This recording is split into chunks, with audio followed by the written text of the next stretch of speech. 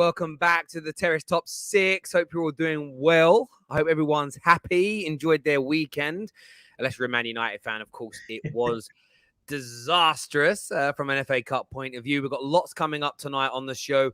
Ten Hag to Man United confirmed by a leading Dutch journalist with Mr. Ragnick going upstairs. We're going to take a delve into that. Paul Pogba confirmed as leaving by Samuel Luckhurst. But who should be his replacement at Manchester United? We're also going to look at some of the Mane backlash today after he said that the AFCON trophy essentially is the most important of his career. Some Liverpool fans, and I will repeat that word again, some, that does not mean all, but some have taken exception to that and are very, very triggered that Sadio Mane would prefer the African Cup of Nations to the Premier League or Champions League with Liverpool. And we're going to take a look ahead at three big Premier League clashes this week. Burnley, Man United, Arsenal take on Wolves, and of course, Liverpool host Leicester City. So lots to delve into tonight. Stay with the Terrace. We're going to be going through all of that with you. Neeks, KJ, Lou, how you doing, boys? Surviving as a Man United fan. Every weekend is like surviving Man United. Like Arsenal got Amazon documentary. We need a Netflix special, surviving Man United, because this is mad. Yeah, it was. I'm happy. A Man United Play to Survive documentary. Literally, all right, Play to Survive. Play to survive, bro. Play to try and get the roof. No, Glazers, no. This is not right. It's not right. It's crazy. I mean, I was kind of happy in the end. It was I'm never happy to go out. I was happy in the end that it was the first. Is that you, Louis? Louis, if you're doing stuff in your room, like mute yourself. Do you know what I mean? Just make nice and quiet. Whatever you do in your room, Louis, that's between you and you and your room. I hear it's rustling around. I don't know what that is. I ain't seen that one on Ann Summers before. Yeah, that's it. Right, does that vibrate? What does that do? What does that do, Lulu? Do you know what I mean? If I see you jolt in a minute, we know what's up. But like, like it was good that it was a Friday because it kind of you had the rest of the weekend to enjoy the other games to kind of get over it. If like the last game of the weekend, it's almost like the anticipation builds up, and if everybody else had already gone through and then you go out, I don't know. That always feels worse to me in relation to that, but. Yeah, it was an awful weekend for Man United with everything that's been going on. You know, you have that 2-week break. Dan's here with us now as well. You have that 2-week break, and then you think to yourself, right. And it nearly got made better on Saturday because at one point I thought, right, Chelsea conceded that penalty in the last minute. They might go out to Plymouth. West Ham against Kidderminster, maybe they're going to drop out. No, everybody else came up trumps. It was just Manchester United that absolutely bottled it. Everyone but Leicester. Everyone but Leicester. Oh, but Leicester, innit? Leicester been bottling. Granted, they did win FA Cup last year, but they've been bottling, so it's nothing new. But saying that, we've been bottling, so I don't know why everyone's surprised. I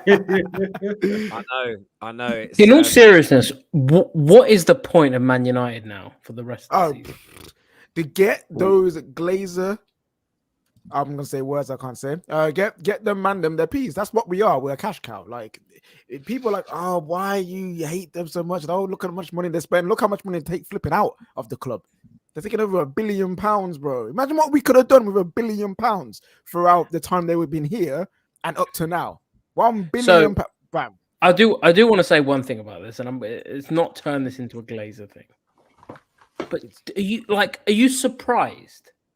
Like any company where billionaires own it, they take billions out. It's not like it's a Man United. It's not like. Firstly, it's not like it's a football issue. Secondly, it's not like it's a Man United issue. It's just something that happens in the world. Like billionaire owners take massive amounts of money out. But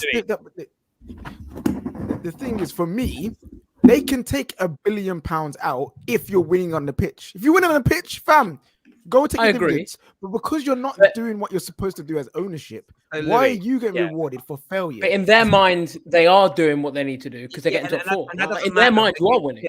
Again, it's two separate conversations. At the end of what we're talking about here is how well we're run as a club. If we were still challenging for winning Champions Leagues, and they were taking that money out, there'd be less outrage. But the fact is, they are running the business how they want. They are actually, where me and KJ disagree on the Glazers, he says they're dumb. I say they're not. They don't have to run our club well to achieve their targets. Their targets are making money out of the football club. From a business standpoint, they are doing brilliantly. They haven't won a major title in nearly a decade, and they're making hundreds of millions of pounds a year out of the football club. They are absolutely loving it. As a fan, I don't care whether we're profitable or not. As long as we're liquid, as long as we're not going to go bankrupt, I don't care. Like, I see fans celebrate profit sometimes. I'm like, yeah, but what did you win?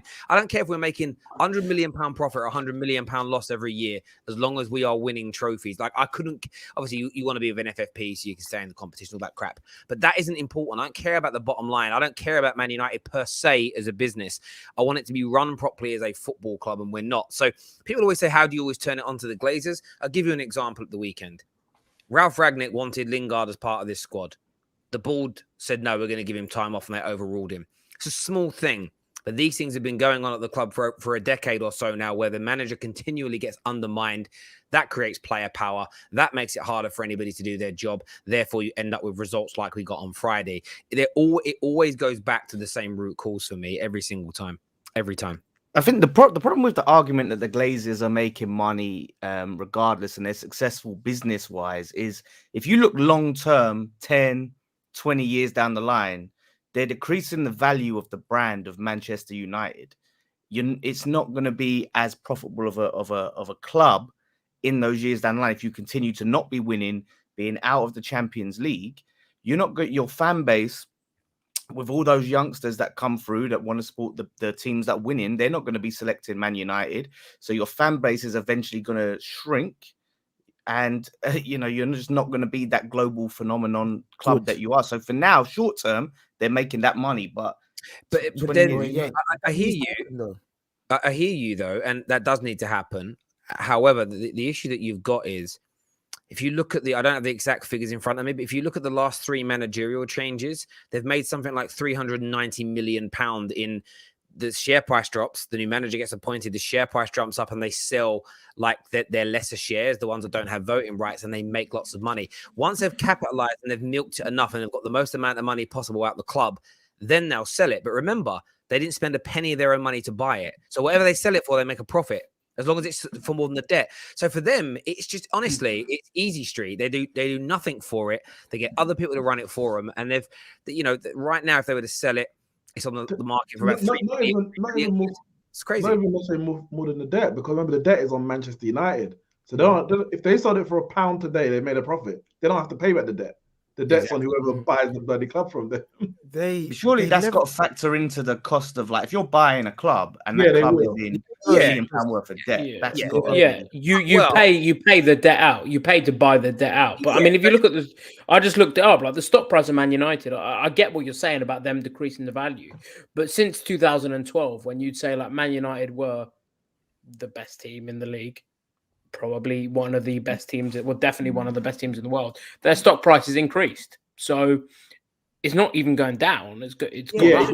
I guess what the comparison will be was more a case of, it's like the opportunity cost. What would it have been, of course, if you had been successful versus what it is? It continue to rise because of the commercial business they do off the field, but it could have been so much more. It could have been, but the point is, they're making they're making that they've got like a threshold of what they want to make, and they're making it. If they weren't making it, they'd be pushing for us to be better on the pitch, and that's the problem.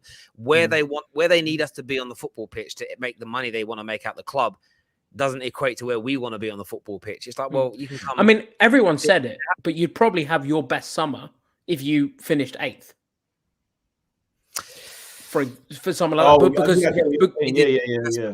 the Glazers would be like, crap, our main income of getting Champions League not been hit, so to get that we need to invest. But like, why you're getting top 4? It's like when you finish second last. So wait, Lewis, are you saying that it's better to not finish in the top 4? Maybe if they were to win an FA Cup, they were. You've done yourself from last week, Louis. I've not done myself because again, trying to be clever. Done himself. At what point did I say that was the right thing to do? I'd still rather get this. You're saying they'd have their best summer if they didn't finish top 4. And last time you Louis said in the mud you got to finish again. top I didn't 4. say a good summer. You said Didn't say a best. good summer. You said You- best. you- Yeah, what you well, said well, was sorry. good. What you said Yeah, was even better yeah, than so- good, bro. Yeah, well, I mean, your summers are that bad that anything moderately okay is good. It is okay. the But best. But they've got to drop out Guys, the top though, 4 guys, to have let their me best just summer. draw this back in for a minute, though, because obviously the big story that came out yesterday from a leading Dutch journalist is that Rangnick will become the technical director at the club, and United will look to install Ten Hag as the new manager based on work that he's done elsewhere. That seems to be the fit. And of course, that was trending everywhere yesterday that Ten Hag's going to be the guy. Man United are really impressed with him. Ralph going upstairs. For you, Neeks, if that story turned out to be true, of course, we now know that we're not getting Mark Overmars as part of that deal, which a lot of people wanted. He's cancelled. He is done for some text messages he's been sending. Ralph going upstairs, Ten Hag coming in, does it get any better than that from a Man United point of view? Yeah, where's Zidane? Where's Zidane? No, realistically, I think that's as good as it can get. Ideally, as I said, Zidane's always been my first choice, but I've got to be realistic. It's PSG's most likely for him. Luis Enrique will be next, but then that will be after the World Cup at the earliest. So we're talking 6 to 12 months, if at all. So realistically, yeah, Ten Hag with Ralph upstairs is best. It's the best of not to disrespect Ten Hag, but it's the best of a bad situation. Ten Hag is a top manager, high potential. He's done good already, but he's still going to be competing against Pep, Klopp, and Tuchel, and that is no mean. Yeah, Conte, but because Conte's at Spurs, it's a bit like Ten Hag at Man United. If we run properly, for me, should be more successful than Conte at Spurs. But I think even if we're run as well as Man City, Liverpool, and Chelsea, Ten Hag is competing against those big clubs with world-class managers. And that's not going to be easy. He's coming from Ajax, who, yeah, of course, they have their own history, but the expectation of Ajax, especially in the major competition, we're talking Champions League, is nowhere near what Man United expect. Man United have been so bad, yet if we get knocked out to Atletico Madrid in the last 16, it's a disaster. Where if Ajax were to get knocked out to Atletico Madrid, nobody's calling it a disaster. If you remember, that Spurs run, they got to the semi-final, so got to the final. Ajax, if that happened at Man United, people will be calling for his head. How can you lose a 3-goal aggregate lead in that space of time against a Spurs side? There's a different level of expectation at Man United, which I'm not sure that Ten Hag, in the media anyway, will be able to compete with those managers. But as I say, it's the best of the situation that we're in. My guy, Jace. Every single manager that Man United try and get is a risk, no matter who it is. All of them got cons. The Ten Hag, like Jay said there, is the Eredivisie comparable to the Premier League? Can you transfer his excellent record over there to the Premier League? How well will he do with the pressure of managing such a big club with big personalities, all of that? You've got a man like Poch, who was supposed to be destined for the job, drowning at PSG. You've got Luis Enrique, would he even want to leave his job like before the World Cup? Like all the managers that we potentially could look at have got cons to them in some way, shape, or form. So really and truly, we are just screwed. And then you take the overall structure and ownership of Man United. Can anyone even succeed in that? And when I say succeed, win a Premier League, win a Champions League. So it's very hard for us to even have hope of the right guy coming in. And the right guy could come in, but at the wrong time because of the way that we are. So Ten Hag and then Ralph upstairs would be the most ideal thing. But one, do I believe it's the recipe to success? No, because I don't believe in the football club. Like I want to, but I can't. And two, do I believe it will even happen? I have to be honest and say no. I can really see Ralph going by the end of the season and leaving this whole consulting thing behind him because we're a mess of a football club. So why would he want to stay around with that? Why would Ten Hag want to come into that when he just legit will come out of one of the best? I know that Overmars thing is a bit wild, but one of the best run football clubs in the world, he's about to leave that to come into this pit of crap. So I don't know. It's a very tough sell for me, and I don't really believe it's gonna happen. What are you saying, Jess? It took me so long to figure out what you guys were even talking about because I didn't even know we were live. Honestly, when I popped in, I thought you guys were talking backstage. So we're talking about Ten Hag to United. I agree with KJ. I think every manager that you look at is going to have pros and cons, and you kind of have to choose the best possible solution. And Ten Hag would be that. You know, no manager is perfect. And if you can't hire Pep or Klopp, then you got to go for the next best thing. If you can't hire for Zidane, you have to go for the next best thing. And so I think Ten Hag has a lot of pros to him. The cons are more like, can he do it in a bigger league, la, la, la. But it's really about who's behind him and the structure behind him. I think if he is unsuccessful at Man United, if he were to go there, it would be because he wasn't backed. The structure wasn't right. They were going over his head. They were doing kind of what they're doing with Ranić, with him, and that would be a shame. But I still think in terms of if you're looking on paper, who's probably the best manager to suit Man United at the moment, it would probably be Ten Hag. And yeah, I mean, you just have to see how it goes. But I'm kind of with KJ as well. Like, do you guys even get it done? You know, the easy thing to do would be to go get Pochettino, right? And I still think that might be a little bit of a, you know, this is a warm and fuzzy comfort blanket for United. Go get him. He's been in the league before. It seems better, but Ten Hag would be the better choice. And so hopefully you guys get Pochettino. That's what I'm hoping for. It's crazy, right? I look at it. The most important thing is who's running the football element rather than the manager, in the sense of if it's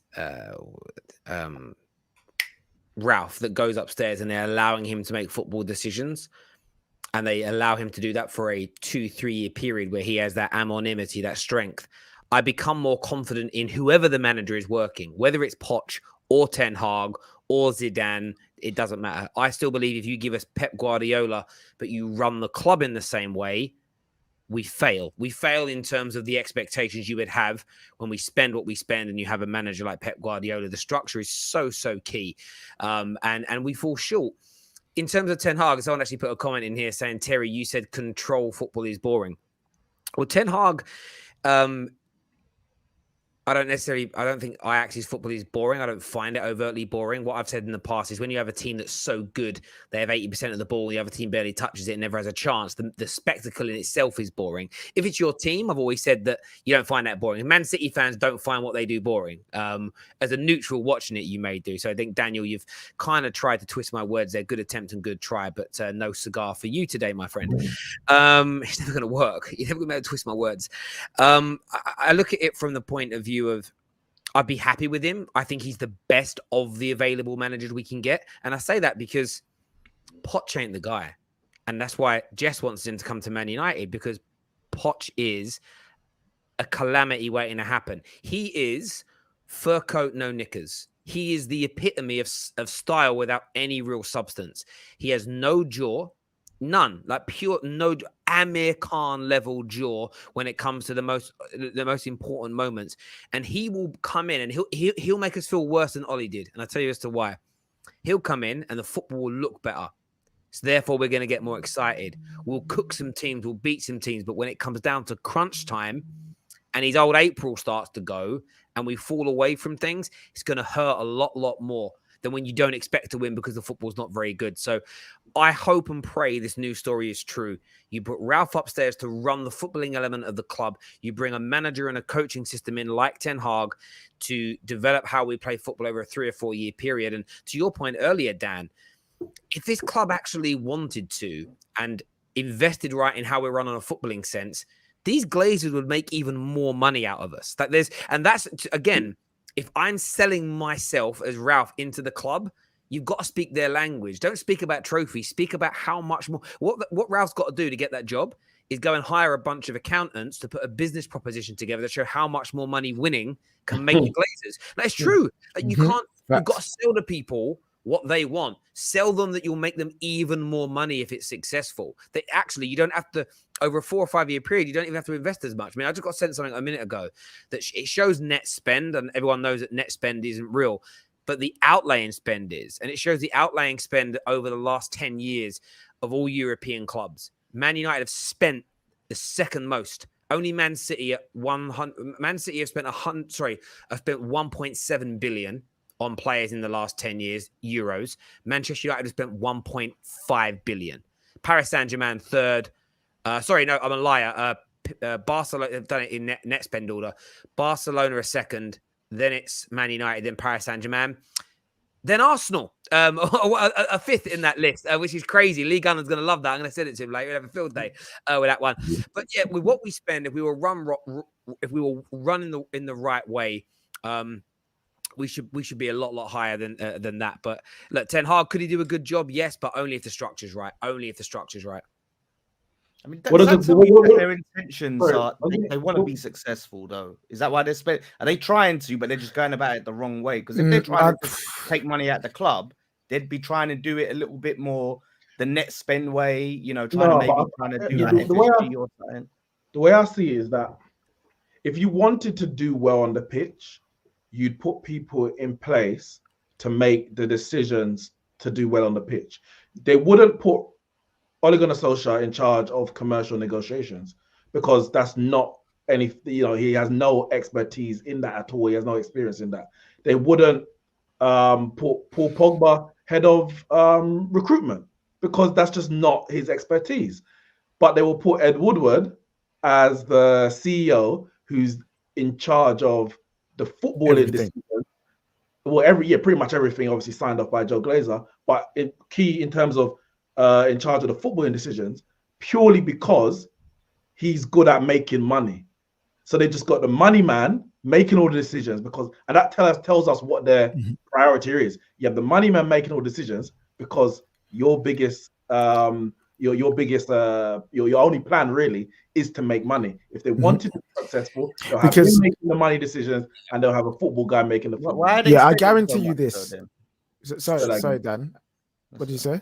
Now, I was just asking why. If it's purely about making money, how comes they're splashing out 100 mil on a Pogba? Because it's because they can, and it's also because that also helps bring in more money. You know what I mean? Like they get a Paul Pogba in.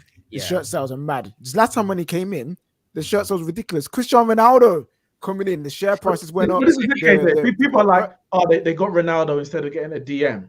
No, they were never going to get a DM, because the DM is not going to make them the amount of money that Ronaldo would have. Ronaldo paid for himself and then some, regardless of how good he is at Man United. If you look at the Ronaldo deal as well, I didn't read this until about November. Man United were massively behind on their quota of shirt sales.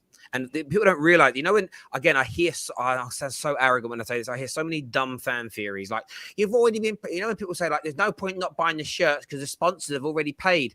No, they haven't. It never works like that. The football clubs have a quota of a certain amount of shirts they must sell each year. So again, if you want your owners out and you all stop buying the merchandise, you damage your football clubs. Most people don't have the bottle or love for their clubs to actually do that. But Man United had to do something to get shirt sales. They saw the opportunity with Ronaldo, and that weekend that he signed, it was record. It was the most amount of Man United shirts sold ever in a single weekend in the history of the football club. They hit their quota. Adidas are happy, the money comes in. But where the Glazers make most of their money is via the stock market with the football club. And a signing like Ronaldo, what it then makes is non-footballing people go, oh, let's stick a bit of money on Man United. Let's see what they might do. People, by the way, if they lose £1 million, don't care. Like rich, like super rich people. But what that does is make the Glazers tens of millions of pounds. It's a game. It's monopoly for them. It really is. And the reason why Man United's net spend is so high, if we pretend for a moment it's real, it isn't even based on so much how much we spend on players. It was our lack of ability to get a good price of selling players at the same time. We were letting £30 million players go for £7 million. Like, these are the things that irk Man United fans more than anything else, where you overplay at one end and you undersell at the other. And in the middle of it, you're hemorrhaging all this money out the football club. It's just a mess. But in terms of structure, that's the most important thing. And then my last point is, You know they didn't want to care about winning because any businessman who wanted to win would have sacked Ed Woodward even after flipping David Moyes. Like you just would, because the way that he failed is ridiculous, and he failed for basically 9 years, and you're telling me he should never have been sacked in those 9 years? The fact that he was still there just shows that they didn't care about winning. I hear you on that. But again, it's that comment of he didn't fail. He did. Like in the eyes of the Glazers. Yes, you're right. Yeah, we get all that. He's right. So but you're asking why he hasn't been sacked. That's why. No. I know why he hasn't been sacked. Someone might come in like for example, I don't know. Again, first name that came to my head was Mark Overmars, but someone else, like a director of football, who comes in, right, and he might get better results on the pitch or bring in better players for cheaper prices. But if he's not bringing them in the money, they don't care. So in the Glazers' minds, that's why he's not been sacked. I guarantee you, if we brought someone in that moneyballed it and won us a Premier League, but we didn't hit our quota of sales and we didn't grow the revenue and the share price dropped for whatever reason, they'd sack him. They wouldn't care about that. And Louis right. Woodward did an amazing job for the Glazers. But the fans and the Glazers want two different things. We have some comments here. Jace here says Ten Hag has done it in a weak league. Adam says there's only so many managers available. Ten Hag is a risk for any big team, but so is any manager. Teams have to take the risk, and if it doesn't work, you have to move on. Leaf here, Ten Hag is tactically weak, and there are some huge question marks over what he can do with big pressure and a ball that does understand football. He doesn't understand football there. In my opinion, Conte would have been much better. Adams here says, Terry said Ahmad is meaty. Okay. KJ asked Terry if it was him or the new hairline talking yesterday. Did you call Ahmad meaty, or did you just call him weak? I've never used the word meaty in my life. I have no idea what that word means. What does it mean? Oh, like average, bad, like mediocre. Mediocre. Yeah. Honestly, is that slang? Meaty, bro. Drop that out. It's so embarrassing. Drop it. I ain't joking, my G. Honestly, wow. I didn't say. I said I don't know whether he's good enough yet or not. I've said that publicly in front of you. I'm not convinced by him yet. That's what I've said. Daniel Sweetman here says United got Fergie from a weaker league. Hang on, the Scottish. Carry on reading it. Because of his European success, which manager has won in Europe? Get Zidane, simple. Otherwise, meh. So again, on that, the one thing I'm going to say, and I'm not defending the Glazers, if Zidane and his wife don't want to live in England, you can't get him. So you have to look elsewhere. And the Scottish League in the mid-80s was not weak. It was sensational. The Scottish League in the 80s was very, very strong indeed. I just will add that in there. I will say that the Champions League will be very interesting for Man United fans. Regarding what Ajax do. Regarding what Ajax do in terms of using that as a barometer. They've looked so good. Regarding that as a barometer. They've been great, but using that as a barometer to judge Ten Hag as opposed to imagine we both get through the next round and then we get them and they're gonna pipe us 7-8-0. We'll announce the next day. Ten Hag has been announced. Yeah, we have to. I would have to see that, otherwise I'll be vexed. I would. I hear you on that. We'll come back to Man United in a bit because we're going to speak a little bit of Paul Pogba. Everyone tuning in, please hit that like button for us. Really important that you do that. Subscribe to the channel and all that jazz. Keep the super chats coming. We will go back to them. We pin them for later. Terry tries so hard to say net spend is not real because he knows Man United's net spend more money. It's not about me saying it isn't real, bro. It's the leading financial experts in the world that say it isn't real, not Terry Flewers. Terry Flewers did not invent that net spend isn't real. I didn't make it up. The guys at the Premier League clubs in, what's the word I'm looking for? Bring in to help them manage their finances say it's not real, not me. Don't blame me. It's one of them ones. Mane outrage today, Louis. Of course, I saw a couple of big Liverpool accounts post his comments about how important winning like AFCON was. And I'm actually going to read his quote out because I don't want to misquote him here. Mane said that it's the best day of my life, the best trophy and the best trophy of my life. I won the Champions League and some other trophies, and this is a special one for me. There are more important. It's more important to me. I am happy for myself, my people, and my family. And most people, I just read that and thought, wow. I mean, I would feel like that. I felt like that when I won my first medal for Team GB. I rung my nan and I was crying. I was really happy. I rung my mum. She didn't answer, to be fair. I rung my dad. He did. It was great.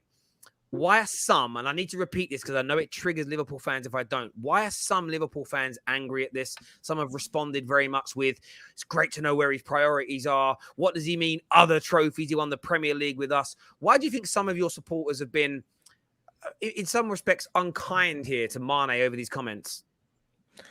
I think there's a few reasons. One, I think because the Liverpool fans, some, but I feel the majority wanted Salah to win. AFCON because of the Ballon d'Or push and generally just because of so I think that's a big reason why. Like, I mean, I saw Liverpool again, ridiculous, but some like slagging off Mane last night. It's like, come on, just be happy for them. I also think it is because you'll often hear this like, oh, Scouse not English thing, right? Where Liverpool fans feel very disenfranchised with English football and international football as a whole. So they don't understand the importance of international football to players and the importance of generally what it means to players to win international trophies. As well, I think that you're in a bubble, right, where Liverpool fans at the moment, and again, you guys might not see this, but I do. Mane's been probably one of the players to get it the most this season, and along with like Jordan Henderson in terms of flack from fans. So again, I just think it's something to beat him over the head with. And as well as that, I just think Liverpool fans, again, some, because it is not all, are very just Liverpool. They have a lot of like main character syndrome. So it's like Liverpool can be the only thing that these players care about. Like it's like exactly, it's like all they care about. So it's got to be all that the players care about. But no, like as you said, I'm over the moon for Mane. Like it's a big deal for him, for his country as a whole. Really happy for him. And any like, I would have loved it if Salah won. I would have loved it if Mane won. Like I don't really mind. But I think like a confident Mane and an angry Salah, I think I'm quite excited for that. So I'm happy for both. I think both should be proud. But no, I think again it's that Liverpool fans that you will get them everywhere.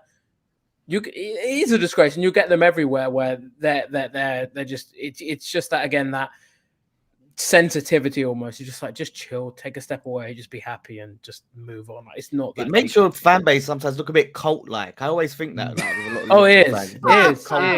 It is like Liverpool fans like within themselves. It's like a civil war. But like if someone insults Liverpool, they'll all attack. But like within Liverpool, like Twitter, like fans will throw like you have the top reds and whatever they other. I don't know. It's all a bit pathetic. Just grow up a bit. Like yes, like Liverpool is not the end of the world. Like you only play for one country. Obviously, it's some instances you don't. If you're Declan Rice, you don't. You play for two. But you only play for one country. You play for. You play for 5 clubs, 10 clubs, however many you play for. In the international football is so important, particularly if it's your first international trophy, your first AFCON, and particularly within. I mean, again, I'm probably not the best person to be speaking about this, but I generally think that what I've noticed over the past couple of weeks with AFCON going on is the patriotism, I guess, I don't know how to word it, that African people have for their countries. Particularly, I mean, you hear these people talking about how it's like, I think Salah said it was like a matter of life and death, this game.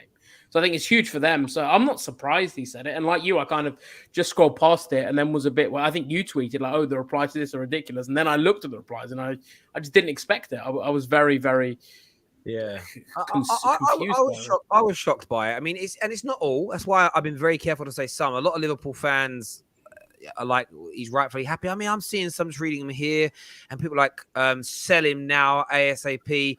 The one here that says I can't stand it when people prioritize their national team over this club. Is that Javerne's burner account? Honestly, like I just thought Liverpool fans would be happy, but like, Jess, do you feel like there's something else at play? Because I've seen this for about 4 or 5 years, and Neeks, we were in the studio with this, and there does seem to be this Mane Salah divide between people, like who the best is. Like, do you think that's played a part in this? You know, why some people are angry with Mane for winning it?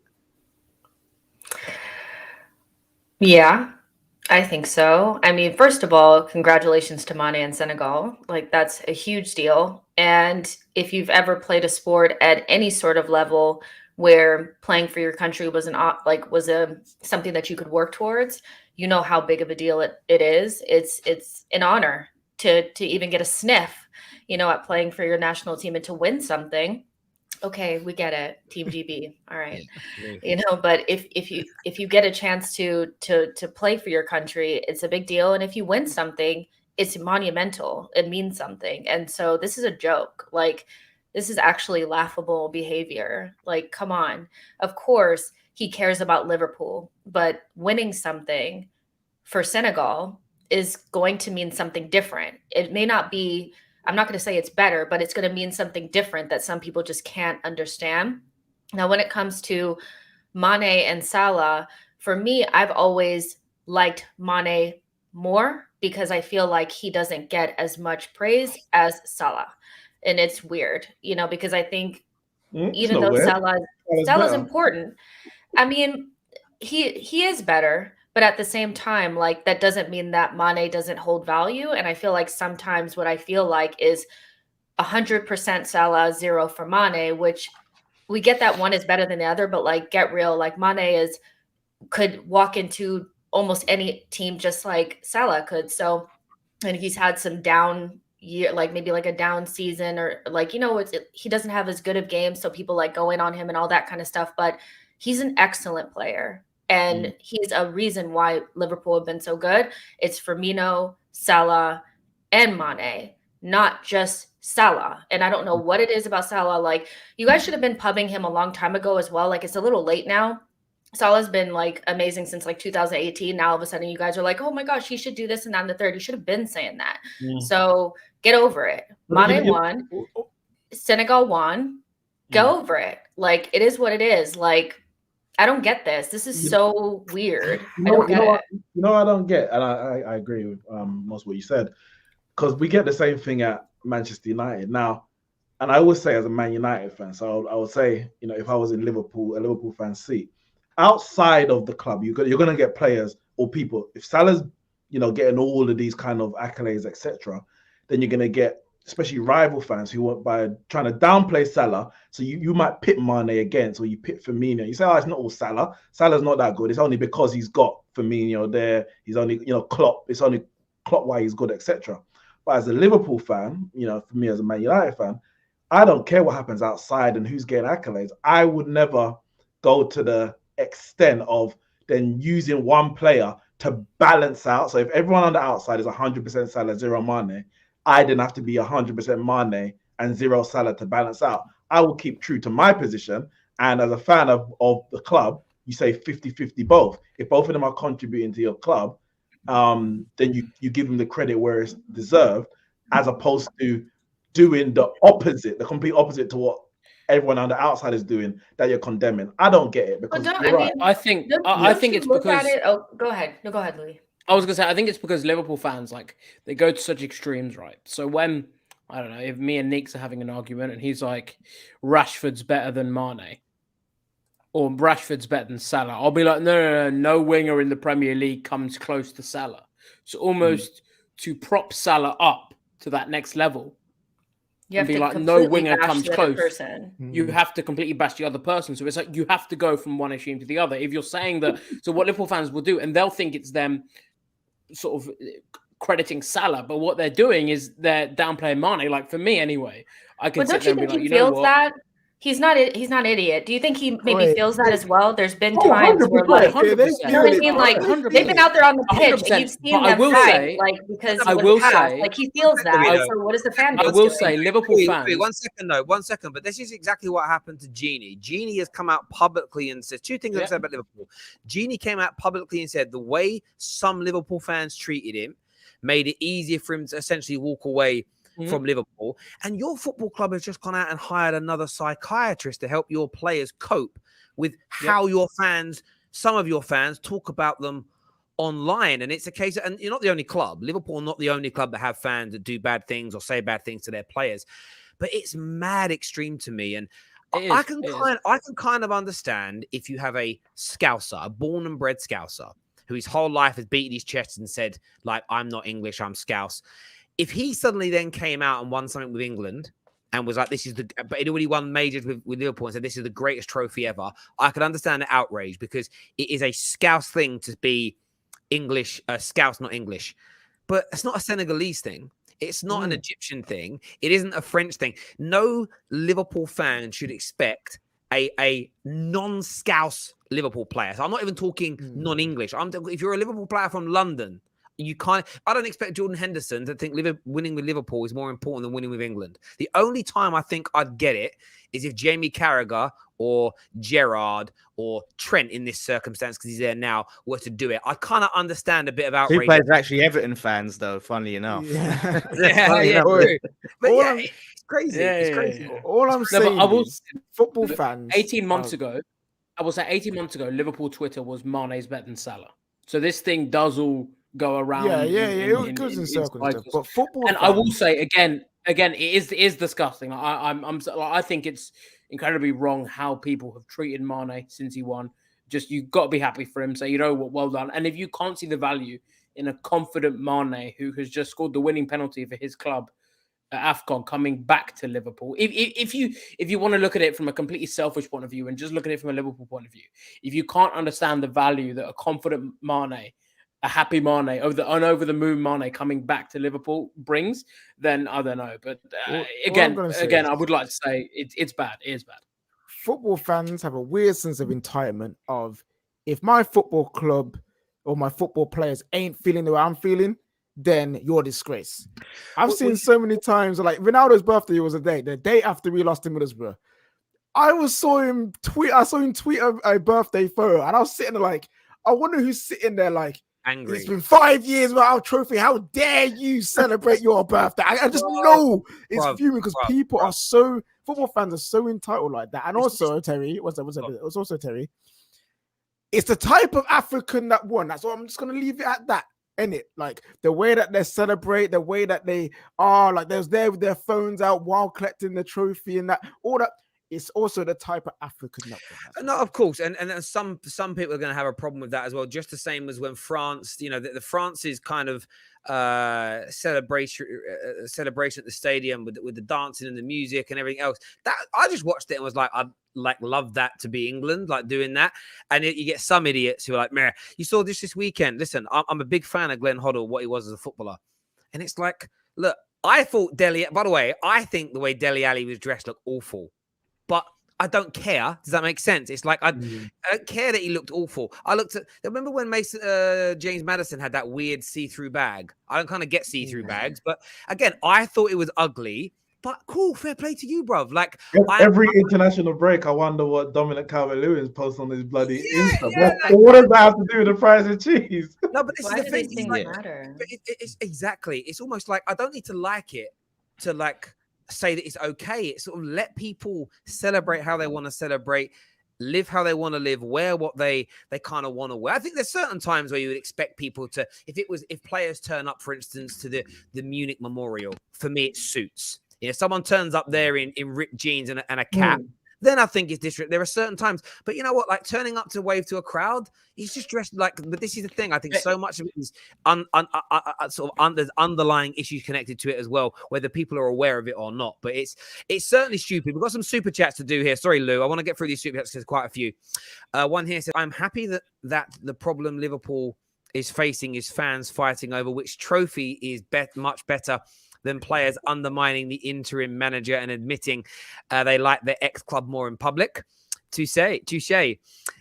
Winning for your country always trumps club trophies. Get over yourselves, Liverpool.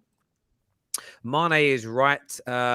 Was Senegalese before he kicked a ball. Absolutely. Liverpool fan here, and Mane is spot on. Messi once said he'd trade his trophies for a title with Argentina. Winning for your country means a great deal. Absolutely. I know that. Hey. Also, Terry, on Twitter, I found some Man United fans saying that Sancho is a flop. I hope we get a show on that as well. Fair enough. It's just because Liverpool in general don't care about their country. Plus, he included the Premier League in other trophies. You got to remember as well, right? On the other trophies thing, this man has just done something that him and his teammates, no other Senegalese team has ever done before, and won a football trophy, right? They've done it. No, never been done before in the history of their nation.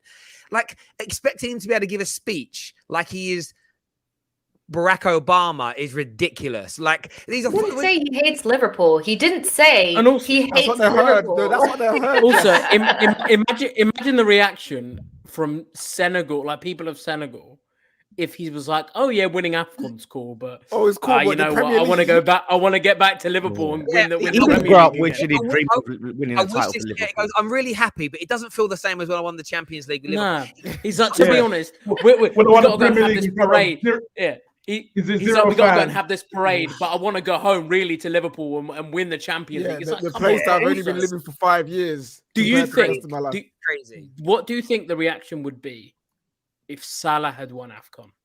I guarantee you, Ballon d'Or shouts, best player in the world. He did this by himself. He carried that team, even though the goalkeeper carried that team. They're like how can anyone like dislike him? Oh, beautiful. If he came out and said this was more like the greatest thing that I've ever done over like anything like the Premier League or Champions League, they'll be, yes, Mane, speak your truth. I'm so happy for him. Guarantee you. I agree. But a lot of that, again, a lot of that is shrouded around Liverpool fans wanted to push. They wanted to do a bit of a J5 that Chelsea fans did. They wanted to push the Ballon d'Or. And if he'd have won the AFCON and then Liverpool pick up another major trophy this year, they believe that with, again, by the way, it also goes to prove that the Ballon, isn't it weird? Like, for years I've been pushing that the Ballon d'Or is flawed. It's all about popularity. And no, it's not. It's about who the best player is. Well, then winning this trophy doesn't matter then, does it? If you're the best player, you're the best player, you're the best player. Can I just say, 1 second, the mate, Jorginho and Salah different? No, I'm not comparing the fucking players. I'm pointing out that the fan bases are going to get behind it and push it, because the Ballon d'Or is essentially a popularity contest. But what Liverpool fans know they needed was a couple of major trophies and Salah's goals together. With your huge global fan base, I believe you would have been able to push him by elevating him via the media to that Ballon d'Or. And it's almost gone now. It's almost gone now because it hasn't happened. And I don't understand. Like, I get why you would like be happy for your player to win the Ballon d'Or and it's nice, but the way that they're so desperate for him to win it don't go in their trophy cabinet.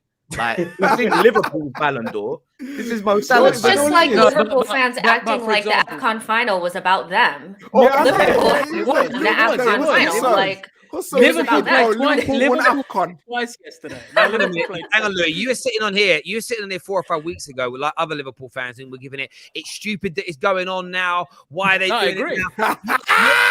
It has nothing to do with your football club. Your football club. I still watched it. Tournament. You called it a small tournament. You said it shouldn't be going on, didn't you? Wait.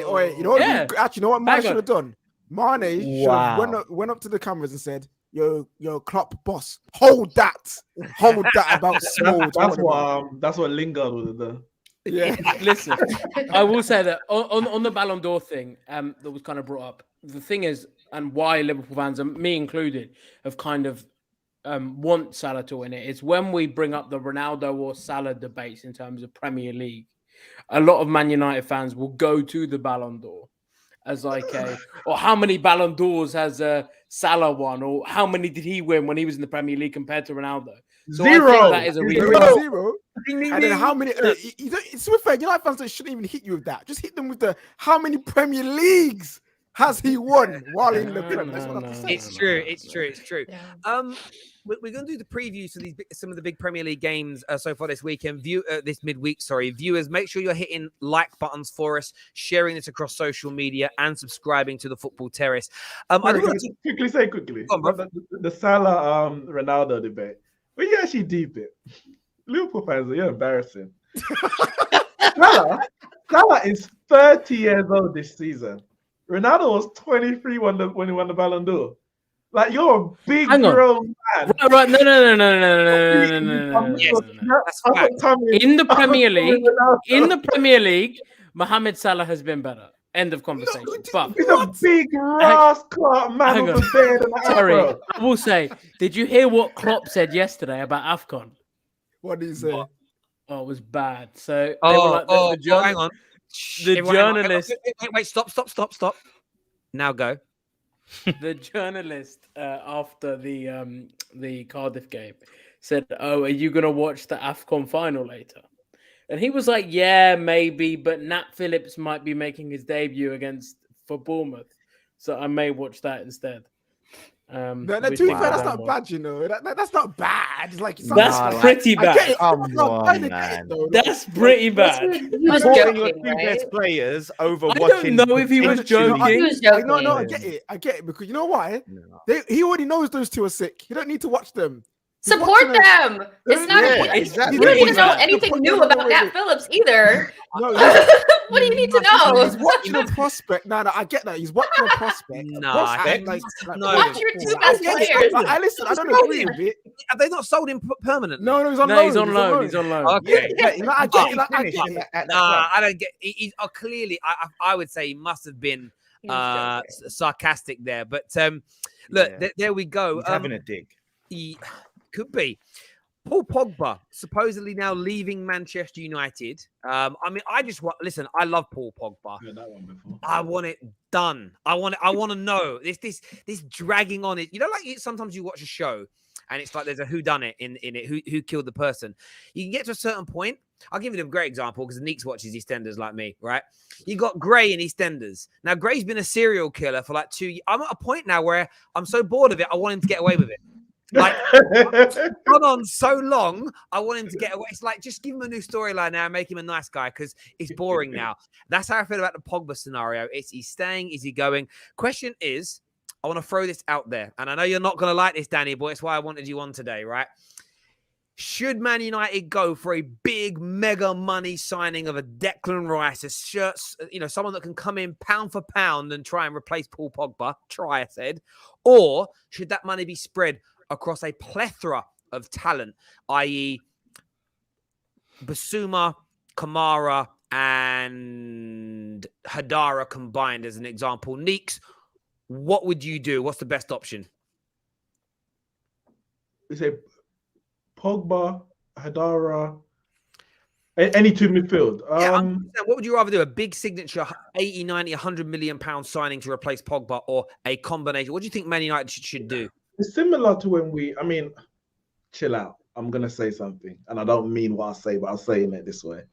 It's kind of like when we saw Ronaldo. Pogba's not Ronaldo. Relax. But it was like, do you go out and try and buy Ronaldo, another Ronaldo, or do you try and replace the impact that Ronaldo has had via 2 or 3 players? I mean, we got Antonio Valencia and Michael Owen and gave Oberton the number 7 shirt. I wouldn't say that made up for Ronaldo, but something along that line, but with actually better players, is I think where you need to go, because Pogba is a unique talent. There is no midfielder in world football like Paul Pogba in terms of, I'm not saying that's good as, that's not what I'm arguing, but like Paul Pogba. You can't say, this is what Pogba provided, I'm going to go out and get this midfielder and he's going to give us exactly the same. Whoever you get is a different style of player to Paul Pogba as an individual. But who is that going to be? You're not going to get De Bruyne. You're not going to get N'Golo Kante. Obviously, different types of midfielders. Talking about world-class central midfielders. You're not going to go and get probably even Toni Kroos. So you need to go out and buy, I would say, 2 or 3 midfielders. I would say 2 at least, who can do a combined role of what you want Paul Pogba to have provided. I'm talking Neves, who can dictate play from a deeper line position, and a ball winner, someone like a Declan Rice, someone like a Hadara, Basuma, someone with a bit more physical bite in the midfield. That's not called Fred, who would actually go out there, win the ball, and actually be able to pass it. So I think you need to get those two kind of players. One who's a very good passer, deep line dictator play, and one who's going to give you that energy in the midfield. So I would personally go for Basuma and Neves if you can, pending any charges, etc. But what I wouldn't want is us to go and say, Pogba's gone, let's go and get Declan Rice 100 million. That's our midfield sorted, because it's not. I think Dan's gonna like. Oh, I'm sorry. No, I'm sorry. Go on, Jess. All I was going to say is that I think Neeks is 100% correct, like on the fact that you obviously need more than one midfielder, you know, to kind of replace what you have. But like also, what are the other good teams doing? You know, it's like you don't have to recreate the wheel. Manchester City is not going out and spending 100 million on every single, you know, new player that they bring in. They brought Grealish in, but before that, all of their players were kind of between that like 30 to 50 million dollar range. And they spread it out. They sold one player and brought in, you know, a couple and just built them up and then sell them. Like it's not that I feel like it, even like Liverpool, they've done a good job of that as well. Like selling Coutinho and then bringing in like a couple of players that just fit the mold, and then you coach them up. And the point of having somebody like a Ten Hag, if that's who you bring in, is he should be able to coach up younger players that kind of maybe aren't the finished article, but they can step in and like do a job and stuff. So for like, if I was a Man United fan, I would want to hit a couple of different positions. And so I think Basuma, obviously case pending and all that, would be a good shout. And Neves, Premier League proven midfielders that both will cost you about what, 50? You get 2 for 1, or even go for Boubacar Kamara. He's free. He could do the Basuma job. You can bring in Neves for 40 and then get a right back, because you need a right back. You probably need another center back. You need a bunch of stuff. Yeah, you need a bunch of stuff, you know. So it's kind of like, I get that Declan Rice is the thing, but maybe do something different. You've done the big signing over and over and over again. It hasn't worked. So why do it again? You know, do something different. Unless you're going to go out and do a Real Madrid but Galactica, where you buy 7 100 million pound players, so to speak, you know, world record signings or whatever, where regardless of the price, you've got the positions that you need. We don't do that. We go and get one big player, and then, you know, maybe get one other and a little someone there. Like maybe someone's on call just to play. They just fill the squad. And even Rice, right? So Rice. Dan might like what I'm about to say. I personally wouldn't touch Declan Rice with a barge pole. Not because he's bad. He's an excellent football player. But we have not got the facilities right now to be being like, Declan Rice, 100 million, there you go. We can now go on and, like Nick said, go on and spend everywhere else anyway. That. You know what I mean? Like it's not going to happen. Leave that to Chelsea. Let Chelsea try and do that, because he loves Chelsea anyway. So let Chelsea go get him. We need variety. We need range. We need a lot more in the squad than just a Declan Rice. As good as he is, Dan, don't hurt me, please. I like Rice. Listen, listen. Don't come for Declan Rice.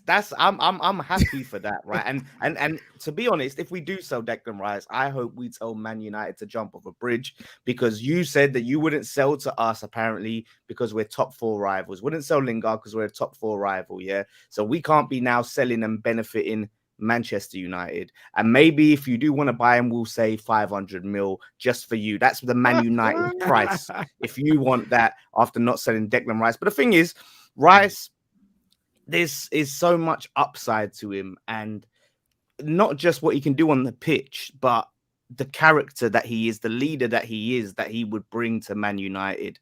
Like you haven't had that for a very long time, a proper captain who can lead the team, and that is what he brings. And if he was at Man United, he would ingrain himself into the culture of the club, and he would make sure that other players understand that culture, that history of the club.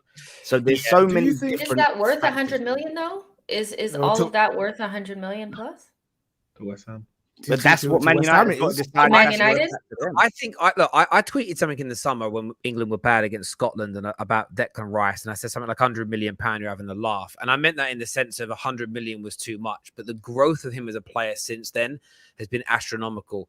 I think he could be worth £100 million to a club, but you need to be in the right position for him, and we're not. You would throw Declan Rice in, and he'd bring all the qualities that he has to Manchester United, but he'd be playing with Fred or McTominay next to him. He might be passing the ball to a 38-year-old Ronaldo up front. You know, we now don't know what's going on with the right-hand side of our attack, as an example. Who's behind him? What fullbacks are going to be in the team? There are 2 or 3 areas that need to be. We need to overhaul in the midfield. The problem is with Declan Rice isn't him as a player. He will improve us. It, for me, is about the whole midfield needs to be rejuvenated. So we need... Fred isn't good enough. McTominay isn't good enough. Matic is past his best. Pogba's leaving. That's the midfield. So Declan Rice, whatever you'll raise for selling some of those players, moving them on, what you'll save, Declan Rice is taking a large chunk of that. The only way Declan Rice makes sense is if the club is prepared to buy Declan Rice and then you're able to pick up 2 or 3 very good bargains. So you can bring, for instance, Kamara can come in for 5 million quid as an example. And then maybe you pick up, you know, Ruben Neves for another 35, 40 million. But that's still the bulk of your transfer fee. That's 130, 140, 150 million pound combined done. You still got to get a striker in. I know it's not a topic everyone wants to speak about, but Mason Greenwood is going to need replacing. Like either which way, and we're not replacing him from the academy. He needs that's a huge investment now the club's got, which he didn't think it was going to have a few months ago. Martial's back. Well, it might be Martial. Martial turns it round. That's the only way. Amad or Martial delivering on loan is the only way you're going to save money in that area. And it's a pivotal area that's needed because he was seen as the future number 9 of the football club. So it's the right reasons he's gone, but the football club is still going to have to fork out on replacing him. So Declan Rice is a replacement for Pogba for me. It's just not the right time for Man United to put all that money into him because we need so much more now for me. So I would say... Haven't you got Ragnick going upstairs, though, Terry, to find those gems, to find these players? Yes, we do. But again, we already know who runs the show, my brother. You know what I mean? Like, there's no guarantee that they would listen to him and say, like, people... If Ragnick could come in and say, Kamara... Neves, and then boom, had an extra midfielder in just on top. Yeah, but that's what I'm saying. They're the players that you're identifying, though, KJ. What I'm saying, he might look at this player from the German league, but even in Frankfurt, and he's like, "This is the guy," and he says, "Okay, that's going to cost us 15 mil." Do you think the Glazers would go, "No, like we ain't spending 15 mil on this"? Yes. Dan, that's a great point because this is if Man United are serious, they listen to Ralph. And that's why when we were linked to people like Kamara and Haidara over the January, I was excited because that hasn't been the typical profile of player in terms of their global status, everybody buzzing about them. We have gone for very obvious signings. Some signings are obvious, but they're worthwhile going for. You know, Jadon Sancho, I still think he'll turn out to be a good footballer. But Man United, I get this sense we are trying to get Declan Rice. He's on the list. I'm pretty sure we're doing it. But it's a shirt signing. As well as he's a good player, Declan Rice, because of his popularity in the UK, is worth so much money. Someone said to me the other day, why like English players worth less when they go abroad? Well, because the Italian public don't care about an English player like the English public do. You know, we've been speaking about it with Mane. Like it's national pride. There are lots of young England fans that love Declan Rice. Man United then suddenly own his image rights. So that money's then available. That is so important to these Glazers. And I think I still see a shirt signing coming in. It could be a good player, but there's shirt signings and commerciality connected to nearly everything those sons of the guns do. Can I just say one thing? Go ahead, Louis. You guys were mentioning McTominay and Fred, and I get it. But do you think he'd be good? McTominay, for example, do you think he'd be good enough alongside Rice? So alongside a better player, but B, with a better manager in place who can get the best system and can get the best, I guess, out of McTominay? Do you think there is a better? McTominay put McTominay in the Liverpool midfield instead of Henderson, you'll still win the one Premier League and Champions League. I was gonna say. So, say for example, like I don't know, if McTominay it's not just one player, it's not just Fabinho. I agree. You got Robertson, you got Van Dijk, you got Salah. So put it this way: if McTominay is in Souček's position and Souček is in McTominay's position, do you reckon you guys are sitting here going, oh, we need to get rid of Souček. Someone like I don't know. We would say we get rid of Souček, but we're not saying we need Scott McTominay though. Like that's what we wouldn't be saying. I agree, but I'm saying do you think you guys could have Scott McTominay if it means bringing in someone like Declan Rice? Scott McTominay for a season. Is a squad player. We're not saying to get rid. Not everyone wants to get rid of Scott McTominay. We just don't want to see him in the first team every week. Are you guys okay with this taking more than one window, though? I mean, you're not going to... If you go for Declan Rice, it's been time. And then you also go for... Because you need a right back and a center back and somebody up top. You just bring in Declan Rice in the first window and then go over time. Or like, we don't want to wait. That's why you don't go for Declan Rice. Because if you go for Declan Rice, that's the problem. We are always 2 windows behind because we go for that marquee £100 million player, which means that you can't get the 2 players that you need, the 3 players that you need. We can't keep doing that because next summer we're going to be like, well, we need a right back here that we needed last year, and we also now need a left back, and we also now need this, and we need. I think, unless you're going to spend 100 million on Declan Rice and it doesn't impact other players, which it will, but in a hypothetical situation, cool. But for me, we need to think about filling those positions rather than just going for. And how are they about to? They also need to make sure that whoever's coming in actually wants Declan Rice. You know, I mean, if you look at that won't matter again. Just that won't matter when it comes to what I'll say, like KJ's right. If they're letting Ralph run it, then it does matter. But like we've said all week, that narrative from certain tier 1 journalists changes every week. 1 minute United are not talking to anybody, the next minute the same journalist is saying we've got a number 1 priority. It is very confusing. I get. We've got some super chats here before we go on to the previews. Some of this is going back over previous things. Unkind is the word Terry used. It's okay for an Englishman to say winning with playing for England and winning a trophy is and will be the best day of my career. Call it as it is. I agreed with what Mane said, so I don't kind of know why you're coming for me on that. I'm backing Mane, my brother. I backed Mane just to put that out there. He was right. Liverpool fan here. I think Salah and Mane deserve to win the AFCON, but Senegal deserve to win the AFCON over Egypt. Salah did not deserve to win AFCON. You only say that because he's a Liverpool player. If Egypt had won, let's just keep it 100. It would have been like robbery. If you look at the Senegal team and then look at Egypt, it was like... It would have been Greece style 2004 robbery, bro. Hang on, what are you about to say, Louis? Splitting the trophy. They should have split the trophy in half. Well, I'm muting you. I can't listen to that nonsense. Can't listen to it. Wesley here says, as a City fan, I'm shocked seeing Mane slander from Liverpool fans yesterday. Those who are mad at Mane either have nothing going for them in their lives. Ash says it's unique to England that fans would rather their club win a title over their country winning the Euros or the World Cup. I wouldn't say it's unique to England. I think it's unique to certain cities in England. And generally speaking, that's to do with how certain cities have been treated by this country. So Liverpool if you actually do the history on Liverpool as a city, the way that the UK as a government has treated that city, I can completely understand why they have no time for it. We have a fanboy epidemic in the modern day. We do have a fanboy epidemic in the modern day game. That's true. It should be, honestly, fanboying should be illegal. I agree. Hi, Terry, mate. Premier League seems to be hotting up. A reason why I dream of Doncaster being there. We have Ipswich on Tuesday. All the best for Burnley. Thank you, man, like Donny James. Why do Man United fans allow the slander of their 2008 team, who were 1 game away from a double Champions League, Premier League double, only stopped by prime Barcelona, the best Prem front three? Listen, Casey, I tweeted about it earlier and I put it out there. I've noticed that we're not going to go into a massive debate on it today because of time, but essentially what I've noticed in the last few years is the best Premier League teams used to be based on how many trophies that team won in singular seasons and over a period of time. In the last few years, it's all become about unbeaten records or points totals or goals scored, and none of that matters until your team does 3 on the bounce and wins the Premier League and Champions League in the same season.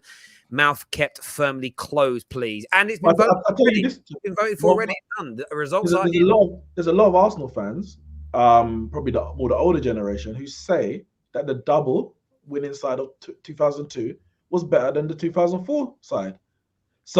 And the 2004 side were invincibles. So if the 2002 side is better, then the 2004 side according to those, are not even in the debate when it comes to the best Premier League side, because it's not even the best Arsenal side. Well, the 2002 team was better than the 2004 I'm team. not disagreeing with. Like, yeah. So I mean, it's true. I mean, the Invincibles. It's like we're not going to get into it, but it's more of a thing for Arsenal fans. Like, it's the Invincibles is brandable. That's something you can say, and then you can make DVDs and all of that. And they were an amazing team, but the 2002 team was better, and the Invincibles didn't win as much as they should have. But we still recognize them as one of the greatest teams, but it was because their invincibility. But like, you know what I mean? Like, I think for me as well, the 2018, the reason I look at that as the epitome of the best Premier League team is not only because they did a three-peat in the Champions League, Premier League double, but that little era from like 2005 to 2011, 2012-ish, the Premier League teams are so strong both domestically and abroad. Every single season that started, there was always a favourite, but especially in that 3 years where United won at 07, 08, 09, Chelsea, Liverpool, and Man United and Arsenal were all considered favourites. Right now, you don't really have that. All those teams could have won Champions Leagues, and everyone feared playing us. We were always dangerous. All of those 4 English teams. That's the most goated period, I think, in Premier League history, where you had at least 4 teams that were just like some of the very best in Europe. Right now, we kind of have 2, 2.5, 3, and we're getting back to that. But City is just so far away, like, better. Winning it when everybody's that good compared to the rest of Europe, the standard was so high. That's why I would pick that. But that's another conversation for another day. Terry, bro, I want to wish you luck for United Burnley. We have Ipswich tomorrow. Another win could give us a better chance of staying up, Red Army. Thank you again. I need you, man, to stay up, man. I need you, man, to stay up. Okay. Buy Basuma, buy Kamara, sell Matic and McTominay, sell players that force but clearly not work.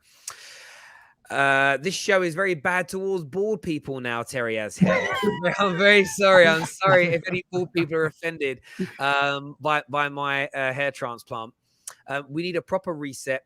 Defense, midfielder, forwards, not just a few players here and there. We will not get it with this board and owners. Marquee players stroke cert, sellers only, Glazers out. Rice is another overrated English player. Was taught a footballing lesson by Verratti. He will be exposed so badly in a decent team like Grealish has been. What are you saying? Can I just say? Can I just say? Put him in the same sentence as someone like Grealish. It's not even in the same. It fell apart. It fell apart for England. It fell apart for England at the Euros when Henderson came on for Grealish. For Rice, that's what I will say. There's also Rice that, is clearly also, this season. To be fair, Dan, they both did portray Ireland, so like there is that. They do have that in common. Rice was badly advised. That's what I'm saying. I'd rather bring back Jimmy Gardner than spend 100 million on Rice. I mean, he's been very good against 2 Premier League teams that knocked out. Can we just slow down on the Jimmy Gardner thing? I like Jimmy Gardner. I would like to see him in possibly the Man United squad on a Premier League loan next year. But anyone expecting him to come in and start dictating our midfield, a la Michael Carrick 2007-8, like just relax. Right now, putting that Neeks. Oh, Ghana gang, baby. No, let's go, baby. We're so desperate for something. Yeah. Bring in Ahmad, bring in Laird, and we're gonna win. We're not. Yeah, I hear you. I want Jimmy Garner back, but just so that we can see what he's like. Some people literally believe we're going to turn it all around. David here says, geez, Terry, you keep twisting and changing who Man United are linked to. Not too long ago, it was Poch. Well, Terry, why are you twisting and changing who Man United are linked to? You know what I did yesterday, I flew to Holland and I found this journalist, right? And I basically tortured him for 4 hours and made him write this story, David. I made him do it. I made him create this story in a headline. I'm very sorry that I did that. Actually, what really happened was Terry got Tinder swindled by Overmars, and he actually exposed what actually went on to the Dutch press. That's what happened. There we go. A few more super chats here. Fred, not even that bad. He's better than J5. Oh god. McTominay is quality player when he has the license to go forward. Right, big games coming up this week. Wolves versus Arsenal. Jess, how are you feeling? We're going to try and spend about 5 minutes on each game here, so let's not go over the top. But how are you feeling about this game, and are you confident in beating Wolverhampton Wanderers? No, I am not. But here's my thing. This is a really important game, I think. I think for where we're sitting and where they're sitting and the January that we had, we need to win this game. And I think it's delusional to think that it's like you can drop points against Burnley and then turn around with all of your best players back in the side and not go out there and beat Wolves. Like, I think you have to. And I get that they're good and they're at home and all that kind of stuff. But like, if you think you're going to be anywhere near the top 4, these are the types of games that you probably need to win. Kind of like how we beat Leicester away from home, you know, but at the same time, it has a draw written all over it. I think we're going to struggle because we haven't played in a while and we're going to be all shaky and weird because that's how we are, you know? So I think it's an important game. I get like games in the past haven't felt important because, you know, it was Man City, it was Liverpool, it was this. This is a game that we should be winning. We have all of our best players back. We should be winning and beating Wolves in this match. But I know Arsenal. I know them very well. This is a game that they will go out there and struggle to even create a single chance. They're going to look super weird. And yeah, I'm not really looking forward to it. I've been really enjoying my time away from Arsenal, not going to lie. But it's an important game. So let's not sit here and act like it's okay because the points and we have easy games coming up. This is a part of the winnable game streak. You know, we need to push through because you drop points against Burnley. You need to make them up somewhere. And this is a game to do it. So I want us to win the game. I think we should win it. But I don't know. I'm feeling a draw.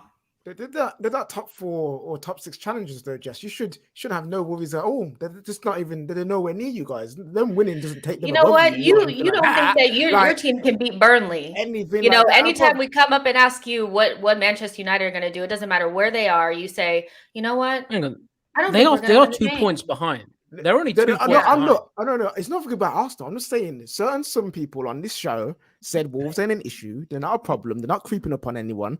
And if they win on Thursday, they go above Arsenal. So I just want to know if that's an issue or not. Because if it's not, then cool, isn't it? But like, just letting you guys know. You didn't even put your money down on Wolves making it into the top 6, I would have, bruv. But guess what? Man, don't bet like that. So it's all good, isn't it? You don't put your money where your mouth is, then I'm not trying to hear it. What's going to be interesting about this is if Spurs and Man United both win and Arsenal lose, Arsenal are back in 8th. And there's just something that's comical about that to me. After everything, back in 8th. It might be for one day, but it could be funny. Score predictions, Neeks, Wolves versus Arsenal. What are you going with, mate? 1-0 Wolves. Ooh, 1-0 Wolves. Wolves have got the second best defense in the league this season after Man City. Which is true. 16 goals conceded, but only 19 goals scored. That's the only thing. Imagine if they could score goals. That's why they got rid of Adama, so they can finally score some goals. What are you saying, Louis? What's your score prediction for this game? I'm going to go for 0-0. It should have been 0-0 when they played Man City. Should have been 0-0 when they played Liverpool. They drew against Chelsea. I can see this being a really tough game, but again, I think their finishing will cost them. So yeah, I could see it being 0-0. Dan? I see a few people in the chat saying Neto is back in the side. I think Wolves have been excellent, recent weeks, very consistent for the most part. It's going to be a very tough game for Arsenal. I don't know what their injuries are like, but there's the Aubameyang situation might ripple through the squad. I'm saying 2-0 Wolves. 2 in one game. Wow, that was huge. And KJ, your prediction, brother? Oh, 4-0 Arsenal. I need some reverse judge right now. So you're hoping that you say 4-0 and it will be the opposite or something. Yeah. Like, I need reverse judge right now. So I will just say I've looked up about Pedro Neto. He's back. He's not even back in full team training yet. So he's not back. Yeah, he's not back. Comment here says Wolves player for player are better than Arsenal. Well, I don't think they're better than Arsenal player for player. Come on, even banter aside, they're not. My prediction: I'm going with a 1-1 victory for Arsenal. 1-1 victory for Arsenal. A lot more victories for Arsenal. They really, really have. Burnley, Man United, KJ. Burnley versus Manchester United. What are you saying? I need us to absolutely pam these man. Honestly, the time is now. These guys have been in this league for way too long for my liking. They need to get destroyed, put down into the ground, or back into the championship where they belong. Man United, please do not disgrace me on a day that is important to me tomorrow. Please do not disgrace me tomorrow. Please, I beg you. You would ruin everything. So I need a dirty. I don't care how we do it. 1-0 off the back of Maguire's fat head. I don't care how we do it. Get the win. I'm saying 2-1. We're gonna concede because we love conceding goals anyway. So like 2-1 United. Let's go. Neeks, are you nervous about this after the? I mean, Friday's such a weird game. I watched it all back yesterday, and for 70 minutes we played really, really well. We created all these chances but couldn't score. Are you worried there'll be a hangover, or do you think maybe now the goals will start clicking into gear?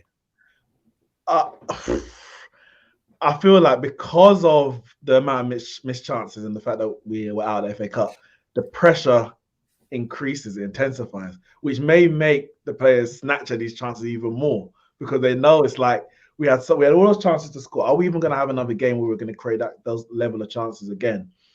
So that result doesn't help until we actually win, a certain amount of games in a row or score consistently. I can't think like the corner is there ready to be turned. I think it'll be a difficult game. Burnley are fighting for their lives. I think they've drawn their last 2 games 0-0. But I didn't watch the Watford game. I mean, Arsenal should have beaten them. At the Emirates. They drew with Watford, who are a bad side as well. Like, we really should be winning this game. We have to win this game. The players owe us the victory after getting knocked out to Middlesbrough. So I'll go 2-1 Man United as well. But that Weghorst guy is probably going to score against us. Oh, he's going to score a beautiful goal against us, fam. Like, absolutely worldy. Best goal scored in his life, guaranteed. Yeah, 2-1 United. Yeah, I hear you. What are you saying? What are you saying, Dan? Do you see United slipping up again, or do you think they'll be okay in the league?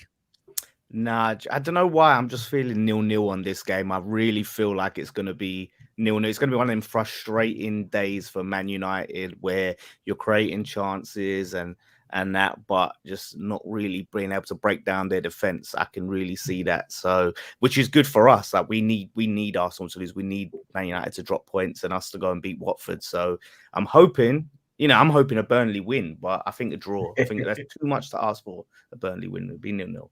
There we go. And Louis, what's your prediction, mate? I don't know, man. It could be 1-0 Burnley. It could be 6-0 United. It really depends. I'm going to go for a United win. Okay, I'm going to go for a United win. I'm going to go for a United win. What's your prediction? It could be anything. Well, I mean, it could be right. I came on here like before the West Ham game, and I was like, oh, like I could see them like, and that was your best performance. But again, then you're so inconsistent, it makes your game so hard to predict. But I'm going to go for a 2-0 Man United. Wait, Louis, the 6-0 thing, that was an Ollie thing. We were legit lose 1-0 or win 7-2 or something like on the Ollie. On the Ragnick, it's very much win 1-0, lose 1-0. Like that's all we've got. It's so hard to predict like a Burnley because apart from the Watford game, like it feels like they haven't played this season because they've got like 13 games in hand or something ridiculous. So I mean, it's going to be an interesting game nonetheless. But if Weghorst starts, I could see him just bullying Maguire. Like I could see it being a little bit of fun. But we'll see. Will we score from a corner? That should be what we. No, Neeks. I want the record. I want the record. No goal, not a single goal from a corner set piece in the entire season. I want that. I want us to hold that out. Imagine that actually happening. It's atrocious. Jess, what's your score prediction? I'm going to go for a 1-1 draw. I think Cornet and Weghorst are going to cook. I think that's probably going to be a good little combination there for them. But also, they're really physical. And I feel like when Man United play against a team that's quite physical, they tend to not want to stand up. They also went out of the FA Cup. So maybe there's a little bit of jitters there. I'm not sure. But I think it'll be something like a 1-1, something like that. But I think Weghorst will score a goal. That'll be his first goal in the Premier League for Burnley. There we go. Final game that we're sort of looking at now, Liverpool versus Leicester. How are you feeling about this, Lulu? I had to mute you, by the way, because you keep moving things around and your mic picks it up and it's very noisy. You're unmuted. I apologize. I'm confident. I am confident, but we lost to Leicester last time. I still think 2-0 win. Get back into the flow of things. Like Leicester are playing awfully, and we're at home. We should be a comfortable 2-0, I'd say. Be interesting to see what the lineup is though, because I mean reports today that like Salah and Mane both want to play. Mane ain't coming back. Oh, now Mane's not coming back, and he's still got if he is, there'll be Liverpool fans at the airport waiting to take him out. But Salah's apparently back in Liverpool, ready to go to training tomorrow. I wouldn't play him. I'd give him until the weekend off. He's played. He's not only played like every few days. He's played 120 minutes as well. Like all of his games have gone to extra time. Like he needs a break. But knowing him, he'll want to. Knowing him, like I say that like he's my best friend. But looking at like all the reports that have come out about Salah, did he text you that? Sort of guy, He did. We speak Arabic, so it's like I kind of got that relationship. Was he your source? Was he your source about Xhaka not being in the Arsenal squad? Is that what it is? Yeah, he lied to me. No, but he was at AFCON as well. So he got like false information. It was lost in translation. But no, all I will say was like he seems like the sort of guy that would want to get straight back into it, like score goals, put it behind him. But we'll see. Like I think even without that, now having the depth that we've got with the with like no injuries and Thiago back and Diaz now in, like it's nice to be able to be like, you know what, we can give these guys an extra game off and still have the ability to win. So I'm going to go for a comfortable 2-0 win. Comfortable 2-0 win. What's your score prediction, Jess? Same 2-0. KJ. Oh, they're pammed with 5. Yo, Sure. Leicester are bad right now, bro. They're getting pammed. 5-0. Neeks. 4-0. 4-0. Dan. No, if Salah and Mane aren't back, then it ain't going to be no 4 or 5s. I feel the same as Jess and Louis. 2-0 straight. Easy win. I'm gonna have Salah and Mane. I'm gonna go 2-1 because even at the weekend, like Liverpool on 2 or 3 occasions defensively were still opened up.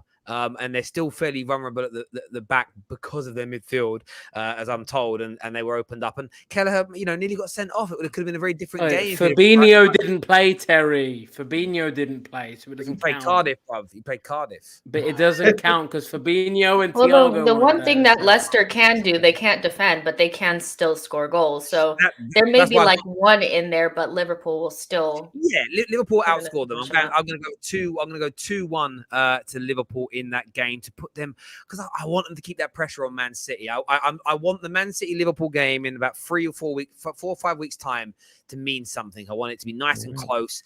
It could be a title decider. It could be the closer. We'll see. You've got Diaz as well coming in, right? Yes, tidy. He looked really tidy when he came on. Like technically good. He looked sharp. I thought he tore his ACL.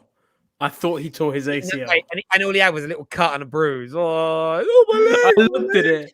I saw him go down and he's like holding his knee, and then people go over to him. And I'm sitting there watching with my dad and my brother, and I'm like, if we sign this guy for 50 million and 10 minutes into his debut, he tears his ACL. Aiden here says, Terry, which team doesn't give away chances? Nobody.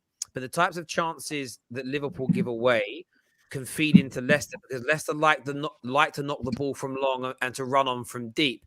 Therefore, when they're doing that, it's more likely to expose them. It's not like Burnley, who lob balls into the box. This is about balls being played over the top with pacey players running in from deep positions. Crystal Palace were able to do it on a number of occasions. I think Leicester will be able to do that as well. That's not a dig at Liverpool. It's just how you play and the way Leicester play. It's just football, my friend. That is all. Everyone that has tuned in, thank you very, very much indeed. Jess, KJ, Dan, Louis, Neeks, great show. Make sure you're subscribing before you go. We're back tomorrow with more content. Of course, all the match reactions. Lee Gunner's back on the show. It's going to be a fun show with Lee tomorrow. Lots to delve into on Straight Fact when that returns. Back in the studio Thursday for a double watch along for Liverpool, Leicester, and Wolves versus Arsenal. So make sure you're following our Twitch account for that. And the Prince is back on Friday. Archie Fleurs is back in the UK. So he'll be making an appearance on the show just to say hello. It was a funny story. He's saying to me the other day, he said, Daddy, when I come and see you, can we go and watch Manchester United? And I said, no, we can't. He said, why? said, because I don't give any money to the Glazers. This is my 7-year-old boy. He turned around to me and said, "You still banging on about that?"